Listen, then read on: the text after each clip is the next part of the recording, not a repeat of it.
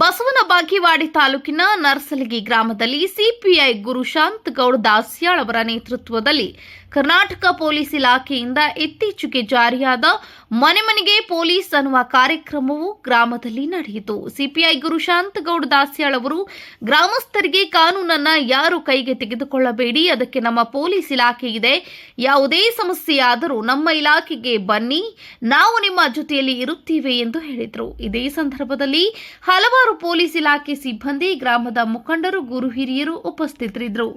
News report Mehboob Guntakal, ಸಮೃದ್ಧ Karnataka news, Basavana Bagewadi.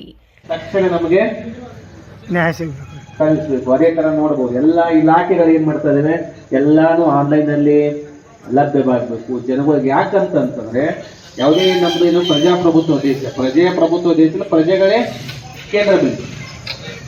So service ಕೊಡೋದು, service ಪ್ರಜಾಪ್ರಭುತ್ವ ಯಾವಾಗ ಯಶಸ್ವಿಯಾಗಿರುತ್ತೆ ಅಂತಂದ್ರೆ ಕಟ್ಟೆ ಕಡೆಯ ಒಂದು ಮೂಲೆಯಲ್ಲಿರುವ ವಾಸ್ತವ ಜನಗಳಿಗೆ ಯಾವಾಗ ಸರ್ವಿಸ್ ಲಭ್ಯವಾದ ಏನಾಗುತ್ತೆ ಅವಾಗ ಪ್ರಜಾಪ್ರಭುತ್ವ ಯಶಸ್ವಿಯಾಗುತ್ತೆ. ಸೊ ಅಂತ ಟೈಮಲ್ಲಿ ಹಲವಾರು ಕಾನೂನುಗಳು, ಹಲವಾರು ಕಾರ್ಯಕ್ರಮಗಳನ್ನ ಗೌರ್ಮೆಂಟ್ಗಳು ಎಲ್ಲ ಮಾಡ್ತವೆ. ಆದ್ರೆ ನಮಗೆ ಅದರ ಕಾನೂನು ಜ್ಞಾನ ಇರಲ್ಲ, ತಿಳುವಳಿಕೆ ಇರೋದಿಲ್ಲ. ಎಸ್ಪೆಷಲಿ ಪೊಲೀಸ್ ಇಲಾಖೆ ಬೇಕಾಗಿರುತ್ತೆ ನಿಮಗೆಲ್ಲ. ಯಾಕೆ ಪೊಲೀಸ್ ಇಲಾಖೆ ನಿಮಗೆ ಯಾಕೆ ನೀವು ಆರಾಮಾಗಿ ನಮಗೆ ಯಾಕೆ ತಲೆ ಕಟ್ಟುವಲ್ಲ ಅಂತಂದ್ರೆ, ನೀವು ಸೇಫ್ಟಿ ಝೋನ್ ಅಲ್ಲಿ ಇದ್ದೀರಾ. ಎಲ್ಲರ ನಿಮ್ಮ ಮಗಳ ಯುದ್ಧ ಆಗ್ತಿತ್ತು, ನೀವು ಬಾರ್ಡರ್ ಏರಿಯಾದಲ್ಲಿ ಇತ್ತಂದ್ರೆ ನೀವೆಲ್ಲ ದಿವಸ ಓಡಿ ಪೊಲೀಸ್ ಬರ್ತಿದ್ರಿ.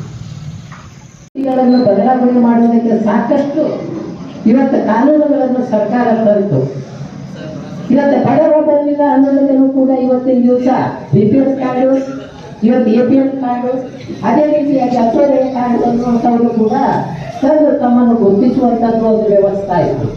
ಅದೇ ರೀತಿಯಾಗಿ ಇವತ್ತಿನ ದಿವಸ ನಡೀತಕ್ಕಂಥದ್ದು ಇವತ್ತ ಒಂದು ಯಾವುದೋ ನಾವು ಇವತ್ತಿನ ದಿವಸ ಎಲ್ಲಿಗೋ ಡ್ರೈವ್ ಹೋಗ್ಬೇಕಾಗಿತ್ತು ಅಂತಂದ್ರೆ ಅದಕ್ಕೆ ಮುಖ್ಯವಾಗಿ ಏನು ಬೇಕು, ಡ್ರೈವಿಂಗ್ ಲೈಸೆನ್ಸ್ ಇರಬೇಕು, ಅದರ ಬಗ್ಗೆ ಏನೇ ಬೇಕು ಎಲ್ಲ ಡಾಕ್ಯುಮೆಂಟ್ಸ್ಗಳು ಸರಿಯಾಗಿರಬೇಕು ಅನ್ನುವಂಥದ್ದು ಸರ್ವಜನರಿಗೂ ತಿಳಿದಿರತಕ್ಕಂಥದ್ದು. ಆದರೂ ಕೂಡ ತಾವು ಏನು ನಿರ್ಲಕ್ಷ್ಯತನದಿಂದ ಇವತ್ತಿನ ದಿವಸ ಅದನ್ನು ನಾವು ಯಾವುದೇ ಅದನ್ನು ವಿಚಾರ ಮಾಡದೆ ಹಾಗೆ ಕೇಳ್ತಿದ್ದಾರೆ ಅನ್ನುವಂಥ ವಿಚಾರದಲ್ಲಿ ನಡೀತಿರ್ತಾರೆ. ಅದಕ್ಕೆ ಹಾಗಾಗಬಾರದು.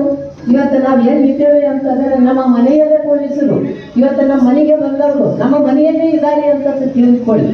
ಉದ್ದೇಶ ಏನು ಅಂದ್ರೆ ಅವರು ರಕ್ಷಣೆ ಕೊಡ್ತಕ್ಕಂಥದ್ದು ಅವರು ಜವಾಬ್ದಾರಿಯಾಗಿರ್ತಕ್ಕಂಥದ್ದು. ಆ ರಕ್ಷಣೆಯನ್ನು ಯಾವ ರೀತಿ ನಾವು ಪಡೆದುಕೊಳ್ಬೇಕು ಅನ್ನೋದಕ್ಕೆ ಸಾಕಷ್ಟು ಉದಾಹರಣೆಗಳ ಮುಖಾಂತರವಾಗಿ ತಮ್ಮೆದುರಿಗೆ ಸವಿಸ್ತಾರವಾಗಿ ಹೇಳಿದ್ದಾರೆ.